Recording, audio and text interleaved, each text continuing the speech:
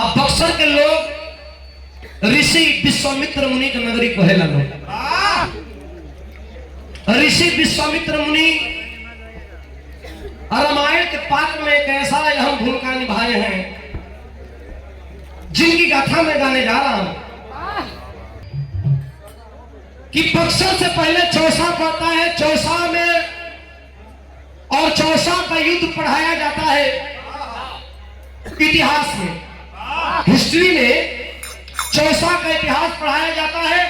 लेकिन पौराणिक दृष्टि से देखा जाए, धार्मिक दृष्टि से देखा जाए तो वही बक्सर में ऋषि विश्वामित्र मुनि यज्ञ करावत रहन। लेकिन यज्ञ के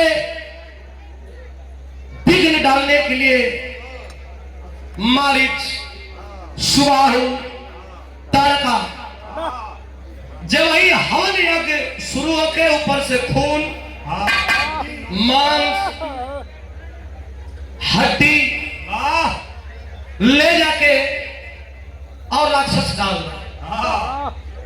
यज्ञ भंग हो जाए। ऋषि विश्वामित्र मुनि बक्सर से अयोध्या की तरफ रुख कर दिए। आज अयोध्या से राम लक्ष्मण के लेके ताड़का का वध करे, जब ताड़का का वध करे तो धीरे धीरे चल हम मिथिलांचल के ओर, मिथिला नगरी जनकपुर नगरी में जब चलन हम तो राजा जनक का बाग में राम लक्ष्मण टहरत बाड़न। तो उस समय भाव लिखल गई बा, कैसे मास्टर?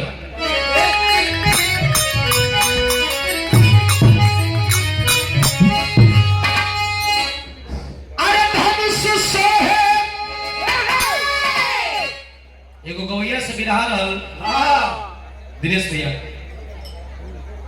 गोरखपुर साइड नहीं, गोरखपुर सोनभद्र साइड गवैया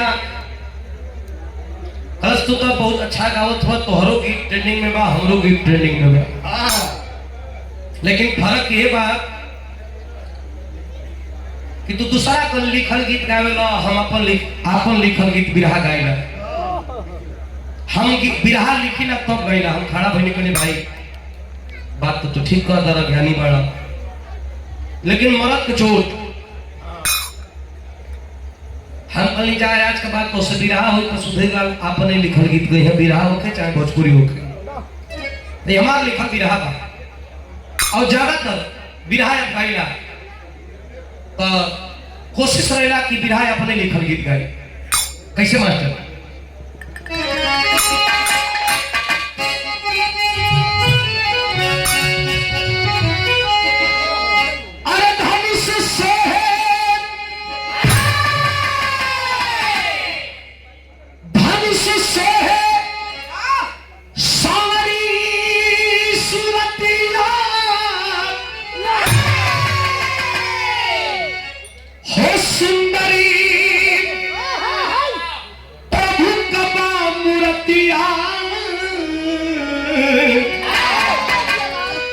राम लखन जी चलले फूलबारी के वो,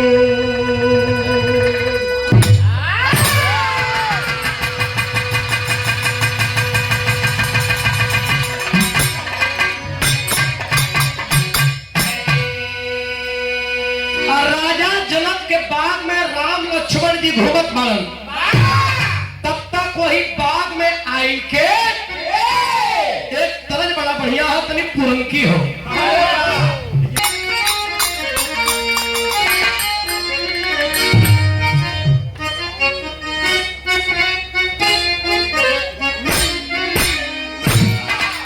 एक बार फिर से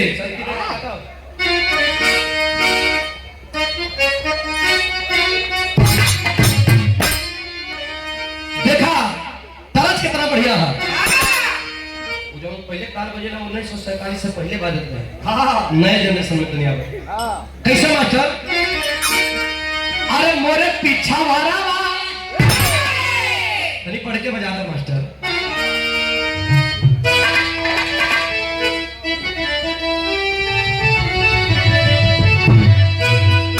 अरे कि मोरे पीछा वाला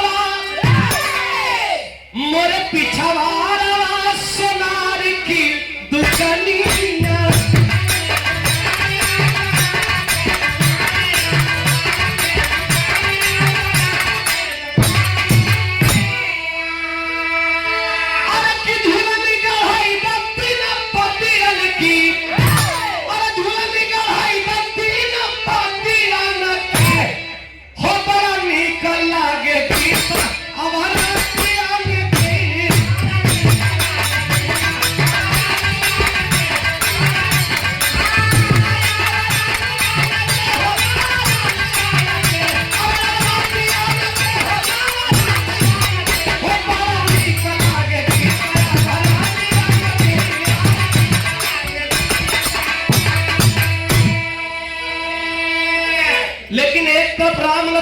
घूमत पड़न।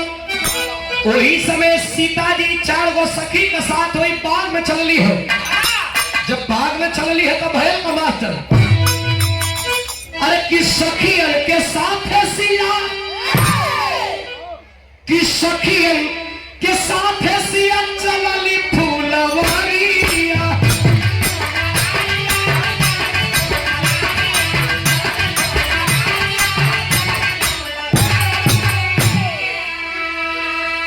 अरे वही फूलवरिया लाली, अरे वही फूलवरिया लाली राम से नजरिया।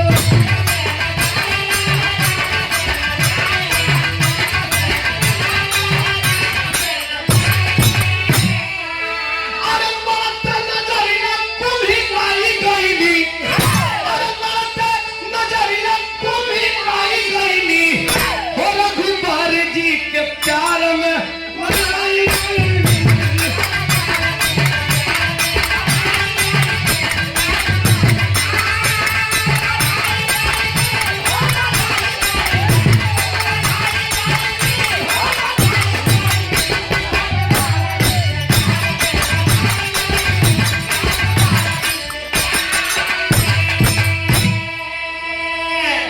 शिवरिया मिलली राम से नजरिया, मिलते नजरिया कुम्हिलाई गईली। और रघुबर जी के प्यार में राम सीता के देखलन, और सीता जब राम के देखली, राम टुकुर टुकुर सीता के देखत है और सीता टुकुर टुकुर राम के देखत है। दोनों लोग एक दूसरे में खो गइलन। लक्ष्मण हिलावत हो राम के, भैया ए भैया चलवा, और सीता हिलावत है, सखिया हिलावत है सीता के कि सखी चला कितना देर हो गई। लेकिन वहां तनी भाव उत्पन्न हो तो बार कलम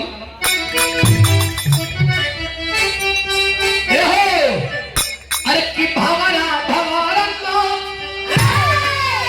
बाग का भंवरा, भंवरा जब फूल का रसपान करेलन अब भंवरनाथ भगवान राम के कहल गए। अरे कि भंवरा भंवरनाथ तेरा सवा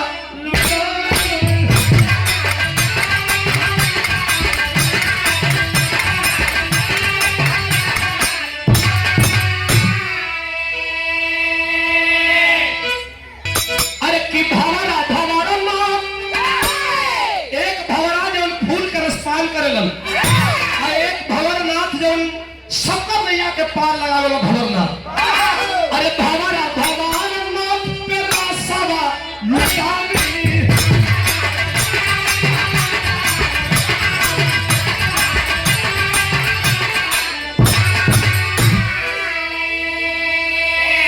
अरे कि झुम झुम कोयलिया नाचे, अरे झुम झुम मोरनिया नाचे, कोयल गीत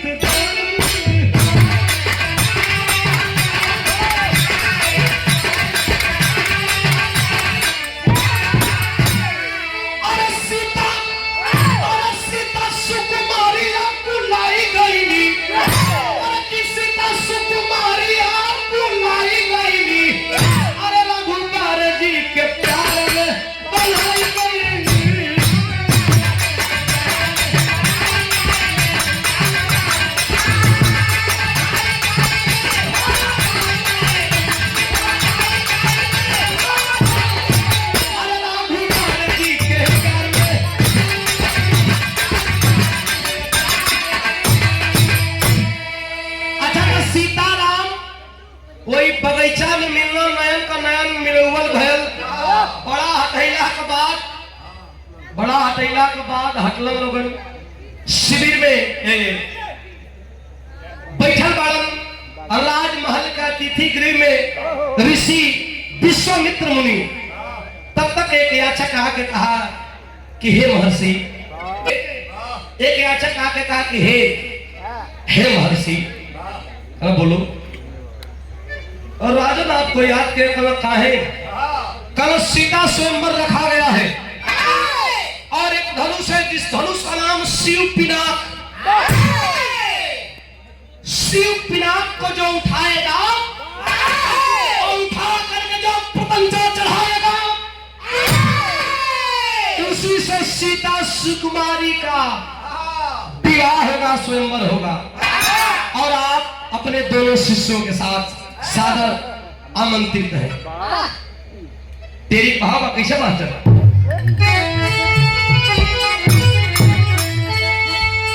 अरे अरे तैयारी तो स्वयंवर की हुई, अरे जुटा है अरे जनकपुर में यज्ञ से बलकारी।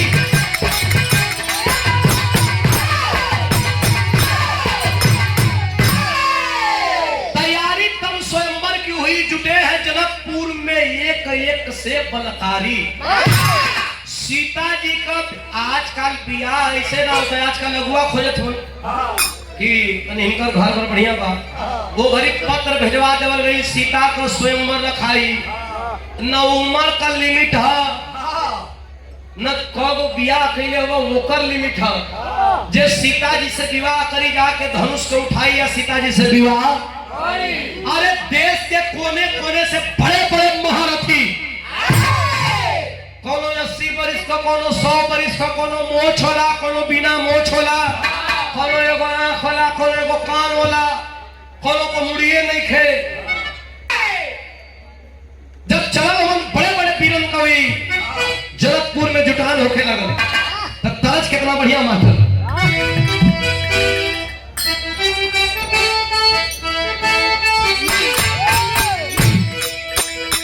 देखा हमें लगा था ये तरज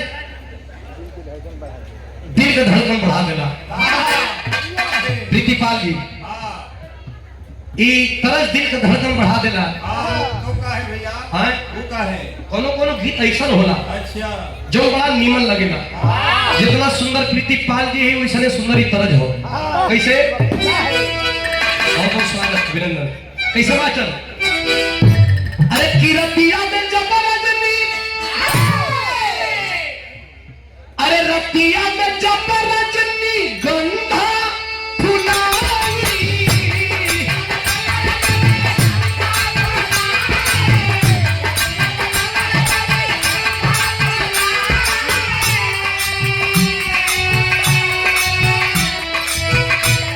अरे रतिया में जबर रजनी गंधा फुलाई। अरे बसवरिया के पिछवा चालू आ गई, अरे बसवरिया के पिछवा चालू आ गई। गोरी रे गोरी रे गोरी रे तेरे याद आ गई, अरे याद आ गई रे।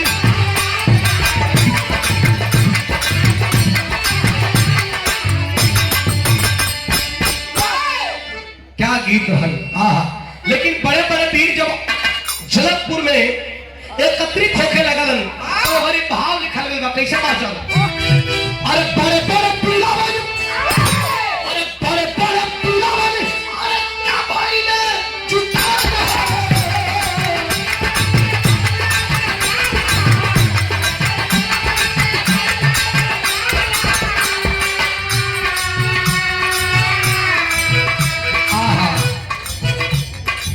तो लोगों को कुल टेरिहर का पता ही चला रहा बड़का भाव दिनेश भैया। देखा तो बड़का वो के कहां से आके बैठ के कुल एक क्लास लेते हो, ये अकेले सुर बनैले हो। बारे बारे बड़का भाव कैसे? बड़े बड़े फुलावन, बड़े बड़े फुलावन का भाई ने जुटा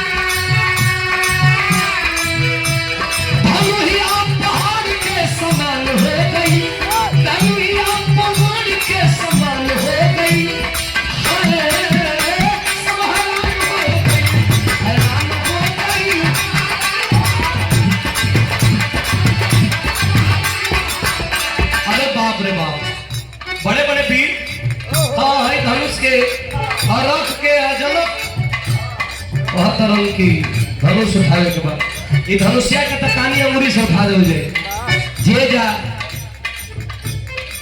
प्रीति जी जे धनुष के उठावे जा छोट धनुष जान के एक हाथ से उठावे, एक हाथ से हिले के मन के बाद दो हाथ से उठावे। कितना से ठेवनिया उठाओ, कितना लोट जान नागिन धूम को उठाओ उठत बा बाकी साला टूटी कैसे लेकिन बाहर कभी सोचे ना सबई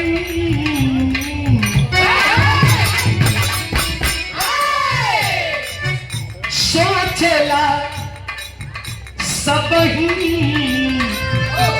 धनुष कैसे टूटी, सोचला सबही धनुष कैसे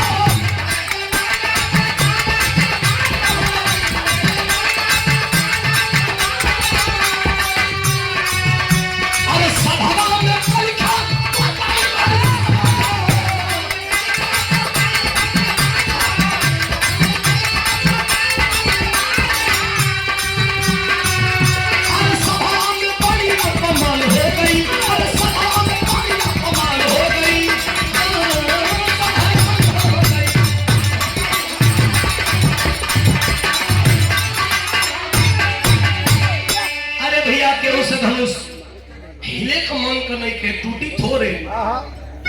राजा जनक खड़ा होकर निवेदन करने लगल कि रहने दीजिए, अब कोई तोड़ने वाला मत आएगा और जिल्लत बर्दाश्त नहीं कर सकता। मेरी गलती रही कि अपनी बेटी की स्वयंवर रख दिया धनुष तोड़ने के लिए, लेकिन लगता है कि सभा में कोई वीर नहीं आया है। और राजा रजवाड़ा कभी अगर बेटी हुई तो अपने घरे ना रख सके, 10 को 100 को 50 को आदमी के रख लिया गुजारा हो जाए, लेकिन एगो बेटी का गुजारा अपने बाप के घर में ना हो। राजा जनक कहा कि लगता है कि मैं गलत फैसला ले लिया, ये धनुष टूटेगी नहीं, और मैं प्रतिज्ञा कर चुका हूं कि ये धनुष टूटेगी नहीं तो सीता का विवाह नहीं कर पाऊंगा।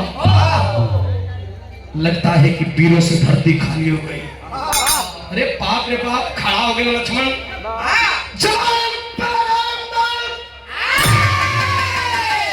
राजा जनक जवान पे लगाम दो।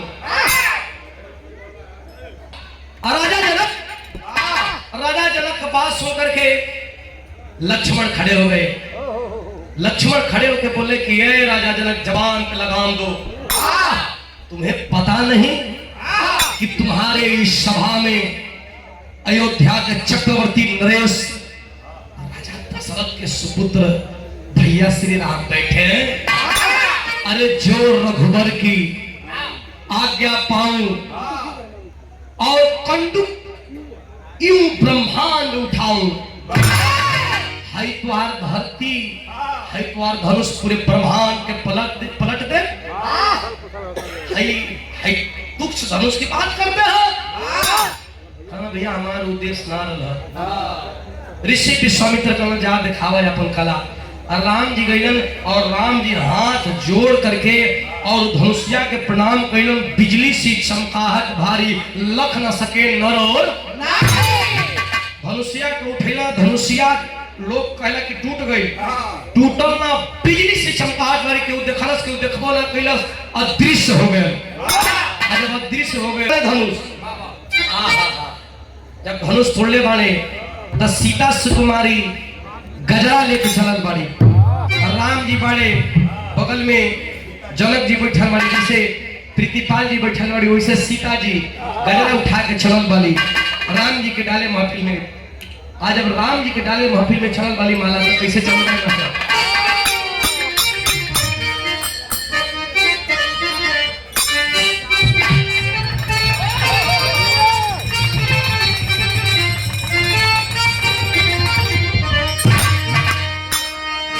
अरे धनुष जब, अरे की धनुष जब, अरे राम जी तोड़े राम, ए हो, अरे धनुष जब,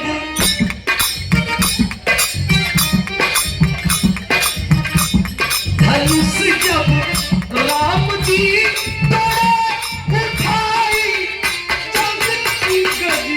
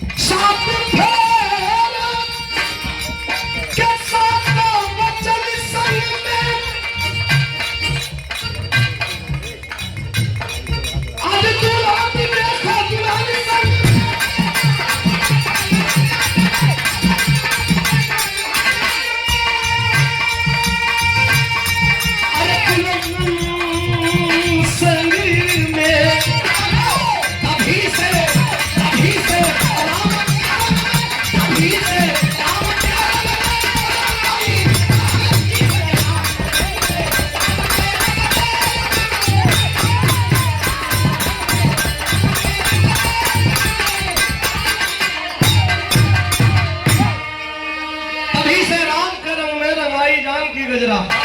ये भैया भगवान राम से विवाह हो गया, आज जब विवाह हो गई तो तनी वहां भी गीत गारी गवाई रहल, यहाँ भी गीत गारी गवाई जब जाई बना ओयो गीत गारी गवाई रहल, यही गीत गारी गवाई, लेकिन पैटर्न वो घर के तनी साफ सुथरा रहल। आज लौ से भी गारा घाव हो जाता गीत गारी में। अब बिहार वाली गाड़ी ठीक है, बलिया उलिया में जो गाड़ी घड़ी चलता, अरे बाप रे बाप। एक दिन तो हमारे प्रीति जी का बिरहा रहल और रसड़ा में, हाँ रसड़ा में बिरहा रहल, गाड़ी कली क्या करे तोहरो और ऐसे ही गवाथे का, हम कली हमारा और ऐसे ना गवाथे, हमारा और तो गवाथे यार, खोल खोल गवाथे। लेकिन कैसे गवाई तनकी सा, तनी गाड़ी का भाव तनकी सा झलक कैसे मालूम।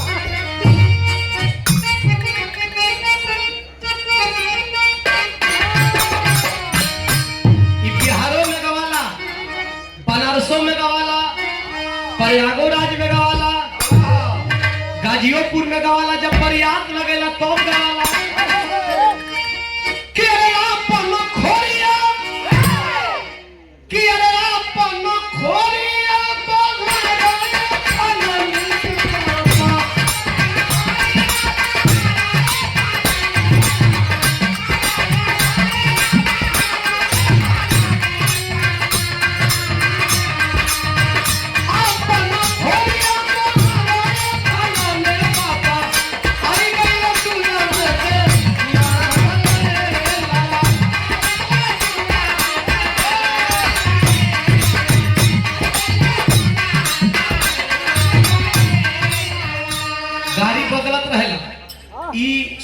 में गवाला, लेकिन बदल के लोग जाना तो का गायला कि चल देख आई हो, चल देख आई जौनपुर के डिग्री कॉलेज चला।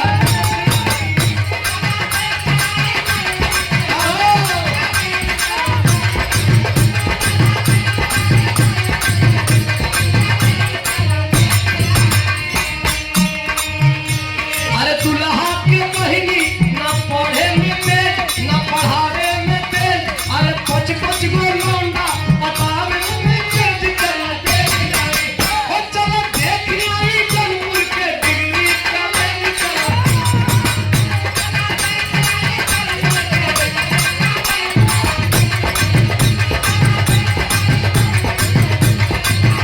अच्छा ये कुल कारीगर वाला बुढ़िया दादी कब्बे के इंतजार में रही लहान में कि अरे हमार को परी आई, हमार को परी आई। अच्छा तो माइक पकड़ी हो, मंत्रा को ज्ञान ना हो, को का को कुछ वो चला पेटले है, लेकिन करिए यहाँ हिंदी में कैसे पूछा आज मारोगो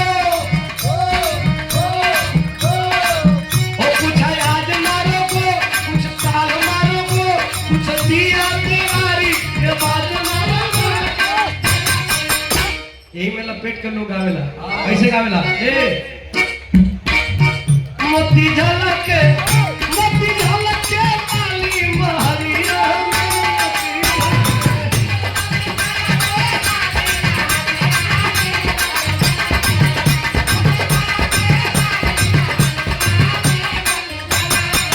लेकिन पढ़ल लिखल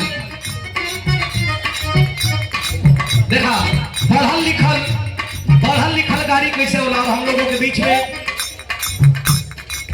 वाराणसी के जिला अध्यक्ष महोदय कुशल राजनीति, कुशल व्यक्तित्व के धनी आदमी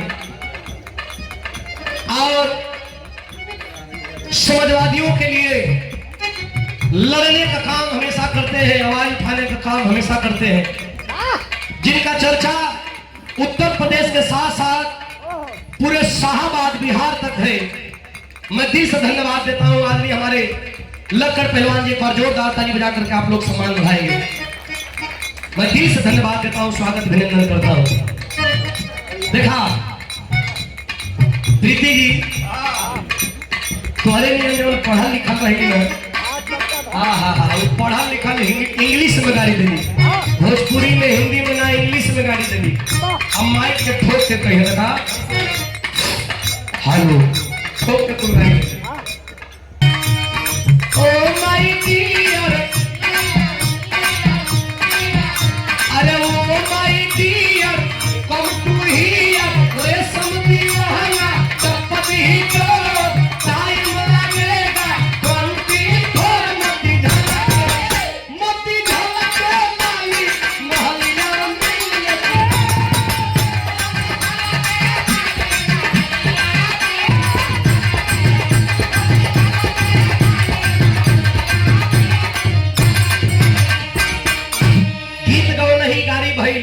और जब गीत गवनाई गाड़ी भयल भगवान और राम का साथे साथे तीनों भाई कभी भंवर घूमल।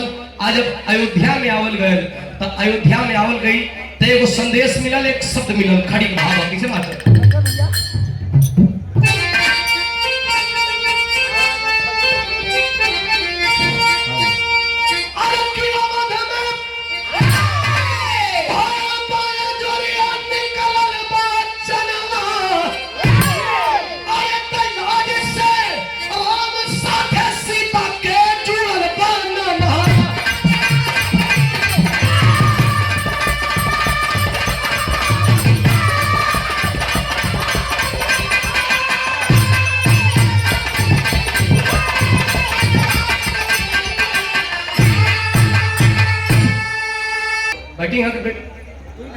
दो विकेट गिर हुए। जय हो प्रभु, हमारा गाँव तो आप बैठे ले का विकेट और गिर जाएगा। भैया आज से राम साथे सीता के जुड़ल बा नमुआ, फिर से धन्यवाद बा। और लेटेस्ट न्यूज ही बा कि वेस्ट इंडीज न्यूजीलैंड को 2 विकेट गिरी हो गई बा। बहुत बड़ा खेले सो बुमराह भाई, बहुत बहुत धन्यवाद बुमराह का कहा। चलो ए भैया सीता का जुड़ल बा नमवा। जब राम सीता का विवाह भई तो कलयुग में बसना, कलयुग में बसना में धारा। और राम जी का दूसरा से विवाह भई रही तो कोनो मतलब ना निकली। सीता राम को मिलन से, नाम लेना से उद्धार हो जाला। तो ये जीवन में अगर जे करे के जुड़ल बा नमवा। आई मास्टर खदान का परिचय बा।